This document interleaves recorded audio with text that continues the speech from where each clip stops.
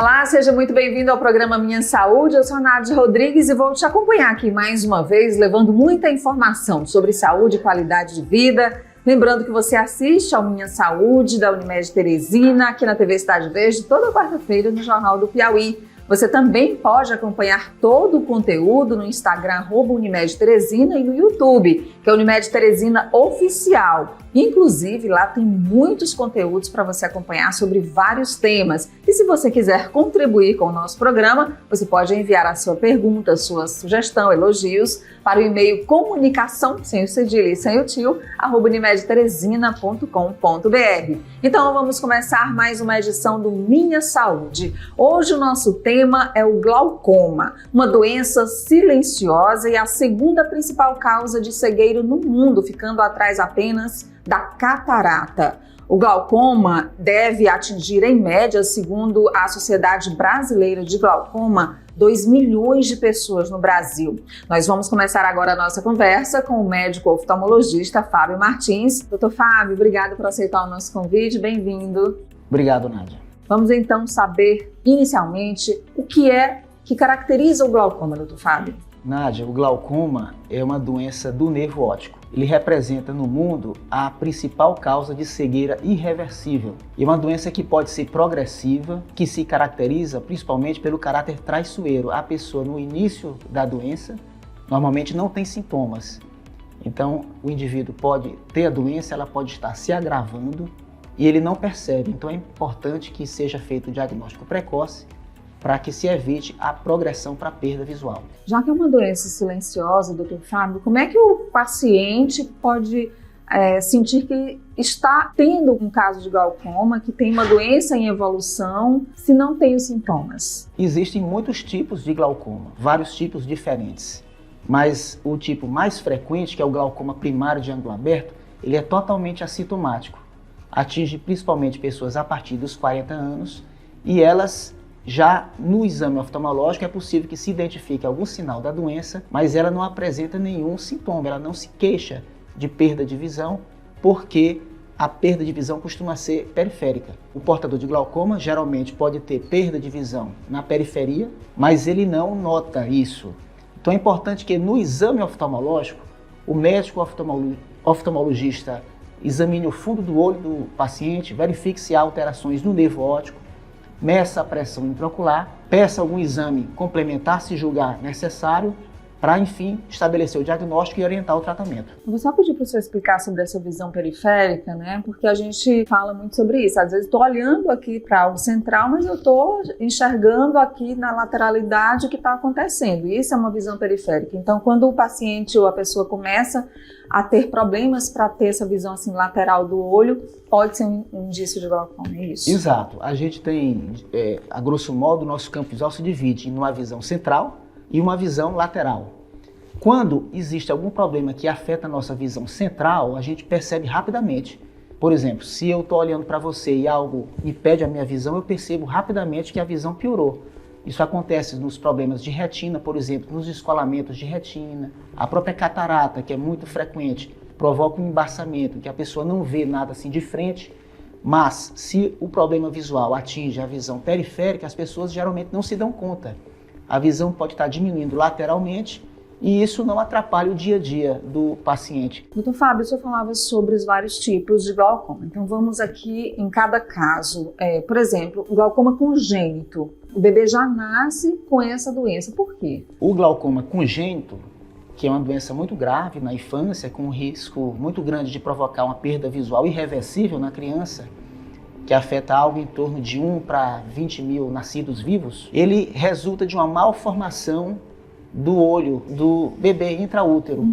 As estruturas intraoculares não são formadas adequadamente, ocorre um acúmulo de líquido dentro do olho do bebê e essa pressão do olho da criança já aumenta ainda dentro da vida intrauterina, gerando um quadro geralmente muito intenso.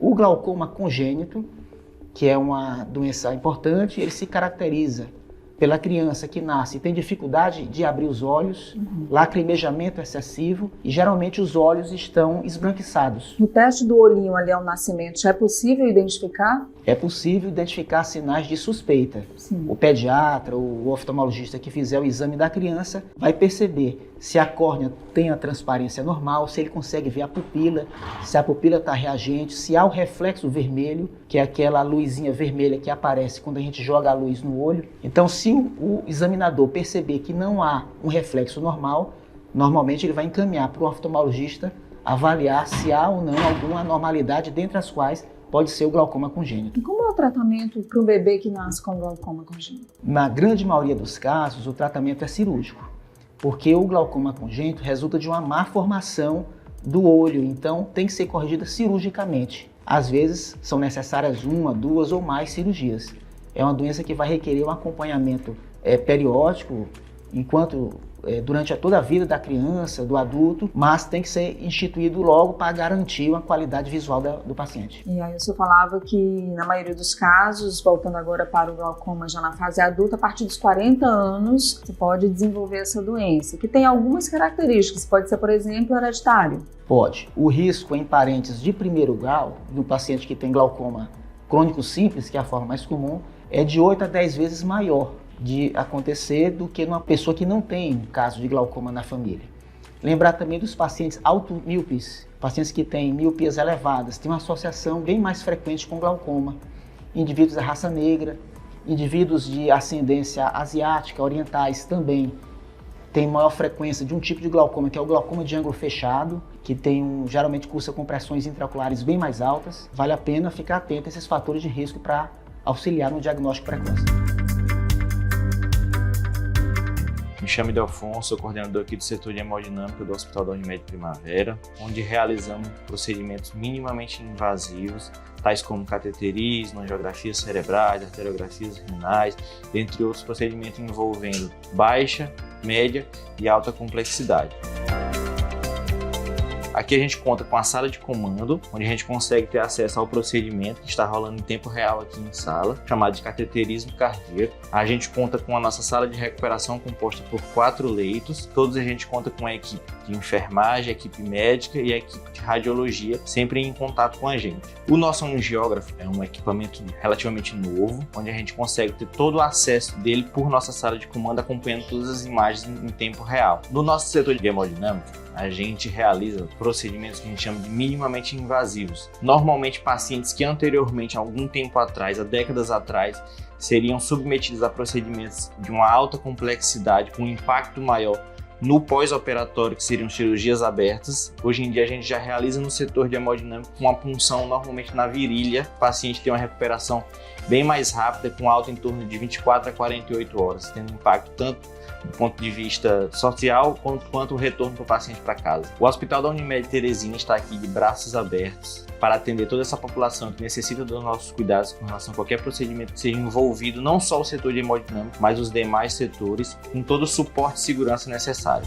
Dr. Fábio Martins, sobre a aferição da pressão intraocular, o ideal então seria fazer uma visita periódica ao oftalmologista para verificar sempre como é que está a pressão do olho, doutor? O recomendado é que nas consultas periódicas que você faça ao seu médico oftalmologista, ele possa verificar o aspecto do fundo do olho e também o valor da pressão intraocular, para que sejam identificados esses casos o mais precoce possível. Alterada a pressão intraocular, aí se segue para esses outros exames de investigação. Geralmente é assim que a gente conduz. Se nós vemos uma pressão acima dos níveis estatisticamente normais, nos obriga a investigar a possibilidade de ser glaucoma. Porém, há pessoas que têm a pressão intraocular um pouco alta e não têm glaucoma. Da mesma forma, há pessoas que desenvolvem o glaucoma e a pressão intraocular não está alta. É importante que o examinador faça essa diferenciação, esse diagnóstico diferencial entre o suspeito e o portador do glaucoma. O uso de colírios é a principal forma de tratamento após o diagnóstico do glaucoma ou depende do tipo de glaucoma? Usualmente, nós iniciamos o tratamento através da prescrição de colírios que reduzem a pressão intraocular, na medida em que o aumento da pressão intraocular é o que geralmente induz a progressão da doença. Há outras alternativas, por exemplo, o uso do laser. Em alguns casos pode ser aplicado para auxiliar nessa redução E quando você não consegue baixar a pressão intraocular nem com os colírios e nem com laser, você pode lançar mão de cirurgias. O glaucoma é uma doença crônica, não tem cura. É uma doença crônica. O indivíduo portador ele vai se tratar, vai ser acompanhado durante toda a sua vida, mas ele bem controlado garante que a visão do paciente não seja comprometida e ele tenha uma qualidade de vida boa a vida inteira. Já já a gente continua mais essa conversa com o Dr. Fábio Martins, médico oftalmologista. Eu tenho agora um recado para você que é cliente da Unimed Teresina. Você já conhece a Clínica de Atenção Personalizada à Saúde? A Clínica de APS é um local para atendimento focado na promoção de cuidados de forma integral, acessível e continuada. E esse atendimento é realizado por uma equipe multiprofissional da área da saúde da família, como médico da família, enfermeiro, nutricionista, psicólogo, concierge de saúde. A Clínica APS fica localizada à Rua Governador Tibério Nunes, número 680, no bairro Ilhotas, e o local oferece uma estrutura completa, humanizada e acolhedora. O cliente Unimed já pode agendar sua consulta. O agendamento pode ser feito pelo WhatsApp 86-98151-9950 ou presencialmente na Clínica APS, que é mais cuidado para você e para a sua família. Doutor Fábio, um trauma ocular pode provocar o glaucoma?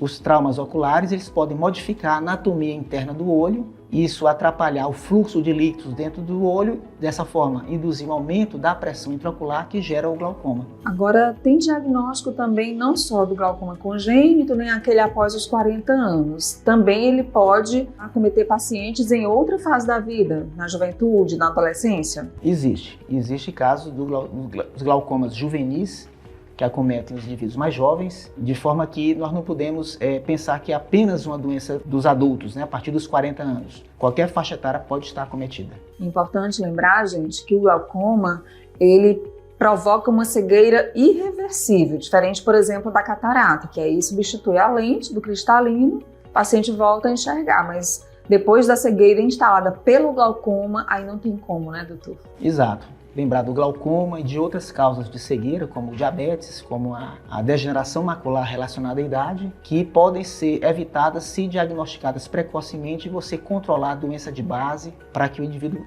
não progrida para essa perda visual. Já que você falava do diabetes, quais são os fatores de risco, assim como diabetes, outros, que podem interferir no glaucoma? Em relação ao diabetes, ele pode aumentar a chance do glaucoma primário de ângulo aberto. E existe uma forma de glaucoma bem intensa que pode acometer os indivíduos diabéticos mal controlados, que é o glaucoma neovascular, de difícil controle, que pode cursar, geralmente cursa com alterações no fundo do olho, às vezes descolamento de retina. E esses indivíduos que desenvolvem geralmente são aqueles que têm um diabetes mal controlado durante a vida. Então lembrar da importância de um bom controle clínico da glicemia, controle nutricional, acompanhamento com o endocrinologista, controle da pressão arterial, que é um fator de risco para a piora da retinopatia diabética. E a piora da retinopatia diabética costuma também provocar o surgimento dessa forma mais grave de glaucoma. A gente tem aí muitas possibilidades e vários tipos de glaucoma. É possível falar em prevenção para o glaucoma?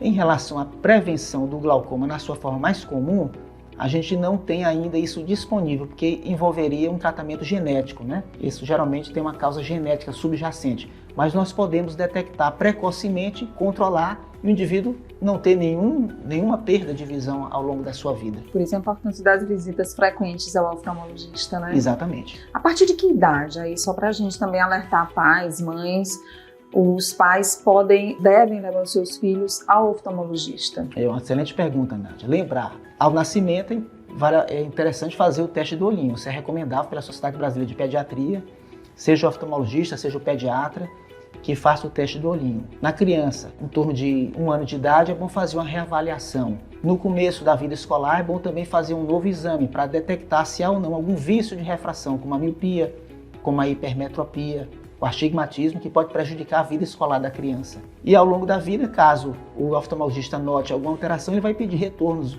a cada ano ou a cada 2 anos, né? No indivíduo adulto, a partir dos 30 anos, é importante que faça a avaliação anual, porque aí a prevalência, a incidência dessas doenças começa a se tornar mais relevante. Doutor Fábio, uma visita de rotina, eu quero apenas verificar se o meu grau do óculos mudou, mas nessa consulta oftalmológica, a aferição da pressão intraocular já está incluída? O médico faz de rotina? Geralmente, o médico já avalia o fundo do olho e a pressão na consulta de rotina. Então, essa queixa de baixa de visão, que o indivíduo geralmente associa a questões de grau, de óculos, é um motivo interessante para que ele procure o médico oftalmologista, e o médico oftalmologista vai aproveitar esse momento e fazer uma avaliação completa para detectar quaisquer riscos à visão do paciente. O senhor faz parte da Sociedade Brasileira de Glaucoma, médicos do Brasil inteiro que se reúnem para discutir especificamente esse tema. O que tem de evolução em tratamentos, em formas precoces de diagnóstico, em tecnologias aplicadas ao tratamento do glaucoma?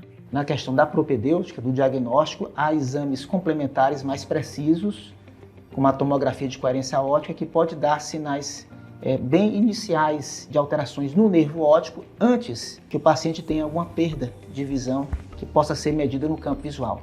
Em relação a medicamentos, os colírios disponíveis na rede de farmácias, os laboratórios estão sempre evoluindo, buscando novas drogas. Em relação ao tratamento, há pouco tempo, tem surgido novos dispositivos de cirurgias cada vez menos invasivas que podem ser úteis no controle da pressão intraocular. Olá, eu me chamo Ilana, sou enfermeira do controle de infecção do Hospital Unimed Primavera e eu vou contar um pouquinho para vocês a importância da higienização das mãos. Então, se você em algum momento se deparar numa situação que precisa acompanhar um paciente ou precisa estar em um leito hospitalar, você precisa saber por que a higienização das mãos é importante, quais são os cuidados que a gente precisa ter. Hoje existem 5 momentos para a higienização das mãos que são de extrema importância para a prevenção das infecções relacionadas à assistência à saúde durante o seu atendimento. O primeiro momento é antes de tocar no paciente. Então, antes do profissional entrar em contato com o paciente, ele precisa higienizar as mãos. O segundo momento é antes de realizar algum procedimento limpo, asséptico, por exemplo, antes de puncionar um acesso, o profissional vai precisar higienizar as mãos. Após risco de exposição a fluido, às vezes o profissional precisa ali desprezar uma urina, ele vai precisar higienizar as mãos. Após ter contato com o paciente e após tocar em áreas próximas. Além desses 5 momentos, nós também temos 2 insumos para essa prática, que é o álcool gel e o sabonete. A gente sempre diz que o álcool gel é padrão ouro, porque a gente vai colocar em mais áreas. Dentro do seu apartamento, da sua enfermaria, próximo do leito, vai ter um dispenser. O profissional chegou lá para lhe atender, participe do seu cuidado, peço para que ele higienize as mãos. E também temos o sabonete, que ajuda também a eliminar esses micro-organismos. E dentro das áreas, além de ter o dispenser, a gente sempre coloca esses cartazes que vai ajudar a equipe, os colaboradores, saber em que momento eles devem higienizar as mãos. Nós do controle de infecção também do Hospital Unimed Primavera, a gente acompanha isso na prática. Então a gente acompanha os colaboradores durante a assistência ao paciente e também visitamos os pacientes para orientá-los em relação ao que eles precisam se atentar, o que eles precisam participar do cuidado. Isso faz parte de uma assistência segura e nós do controle de infecção do Hospital Unimed estamos juntos nessa causa. Você precisa saber por que é importante higienizar as mãos. Queria agradecer ao Dr. Fábio Martins, médico oftalmologista. Excelente conversa sobre o glaucoma, Dr. Fábio. Muito obrigada. Eu que agradeço o convite, Nádia. Para você que nos acompanhou aqui no nosso canal no YouTube, lembrando que aqui tem muitos conteúdos à sua disposição. Você curte, compartilha, ativa o sininho das notificações e a gente se encontra no próximo episódio do Minha Saúde. Até lá. Tchau.